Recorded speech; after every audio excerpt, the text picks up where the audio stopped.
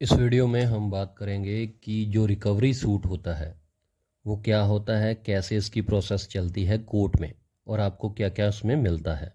देखिए, recovery suit मतलब आपने किसी को पैसे दिए उधार और वो आपके पैसे दे नहीं रहा है, तो उसके लिए आपको सिविल सूट लगाना पड़ता है कोर्ट के अंदर। रिकवरी सूट जिसको बोला जाता है, जैसे मान के चलिए आपने किसी को 50,000 रुपये दिए या 1 लाख रुपया दिया या 1 करोड़ रुपया दिया, चाहे कितनी भी अमाउंट हो, 5,000 भी हो सकती है, 5 करोड़ भी हो सकती है। तो इसके लिए आपको क्या करना पड़ेगा, कोर्ट के अंदर जाकर सिविल सूट लगाना पड़ेगा। आप क्रिमिनल अगर एफआईआर वगैरह करवाना चाहते हैं तो आपको पुलिस स्टेशन जाना पड़ता है। लेकिन अगर आप सिविल तरीके से लड़ना चाहते हैं कोई केस, तो फिर आपको कोर्ट में आना पड़ता है, तो आपको सिविल सूट लगाना पड़ता है। उसको रिकवरी सूट बोला जाता है। रिकवरी सूट लगेगा कैसे? देखिए, जब भी जितनी भी आपकी अमाउंट है उस हिसाब से कोर्ट के अंदर कोर्ट फीस लगती है। ये अलग अलग, हर स्टेट की अलग अलग कोर्ट फीस होती है। जैसे एक पंजाब में अलग होगी, हरियाणा में अलग होगी, मध्य प्रदेश में अलग होगी, बिहार में अलग होगी। तो इसका एक शेड्यूल बना होता है कि 1 लाख की रिकवरी का अगर आपने सूट लगाना है, केस लगाना है, तो उस पर इतनी है। 1 लाख पर कहीं पर 5,000 होगी, कहीं पर 4,000 होगी। अलग अलग स्टेट का शेड्यूल बना होता है। तो जितनी भी अमाउंट है उस हिसाब से कोर्ट फीस बढ़ती जाती है। जैसे 1 लाख की अलग होगी, 2 लाख की लगाएंगे तो उस कोर्ट फीस भी आपकी थोड़ी बढ़ जाएगी। 10 लाख का रिकवरी सूट होगा तो कोर्ट फीस भी बढ़ जाएगी। तो वो आपको जो एडवोकेट्स हैं वो बता देते हैं कि इतनी कोर्ट फीस लगनी है। जब कोर्ट फीस आप लगा देते हैं उसके बाद फिर नोटिस किया जाता है दूसरी पार्टी को। अगर तो वो अपीयर हो जाती है, ठीक है।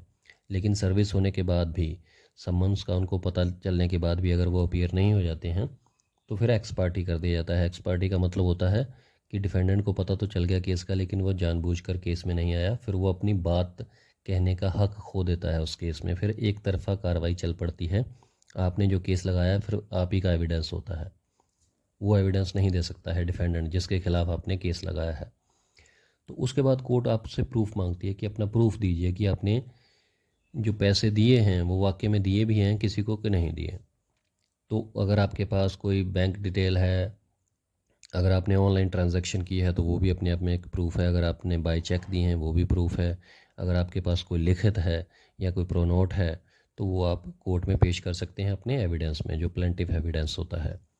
उसके बाद आपका जब एविडेंस ख़त्म हो जाता है, आप क्लोज़ कर देते हैं एविडेंस, पूरे प्रूफ दे देते हैं जो भी प्रूफ आपके पास हैं, तो आर्गूमेंट्स होते हैं, बहस होती है। उसके बाद अगर कोर्ट को वाकई लगता है कि आपने प्रूफ जो दिए हैं वो सफिशिएंट हैं, तो कोर्ट आपको केस में डिक्री कर देती है। डिक्री का मतलब होता है कि जजमेंट आ गई और प्लेंटिफ के हक में हो गई। जिसने केस लगाया था उसने जो कुछ मांगा था वो उसको दे दिया जाए, तो उसको बोलते हैं डिक्री। तो ये डिक्री तो आपका केस हो गया। अब इसमें आपको मिलेगा क्या क्या, वो मैं आपको बता देता हूँ। देखिए, इसमें जो है, सबसे पहले तो जो अमाउंट था, जैसे मान के चलिए आपने किसी से 5 लाख रुपए लेने के लिए रिकवरी सूट किया था और कोर्ट ने जजमेंट दे दी, डिक्री दे दी। तो जो 5 लाख या 10 लाख जो भी लेना था आपने, एक तो वो अमाउंट आपको ऑर्डर हो जाते हैं कि इतना अमाउंट इसको वापस मिले। दूसरा, जो आपने कोर्ट फीस लगाई थी, मैंने आपको बताया था ना कि कोर्ट फीस भी लगानी पड़ती है, उस कोर्ट फीस के भी ऑर्डर हो जाते हैं कि जो भी कोर्ट फीस लगाई थी वो भी डिफेंडेंट देगा उतनी अमाउंट। मेन अमाउंट हो गई जो आपने लेनी थी, साथ में जो कोर्ट फीस है, जो आपका खर्चा आया है।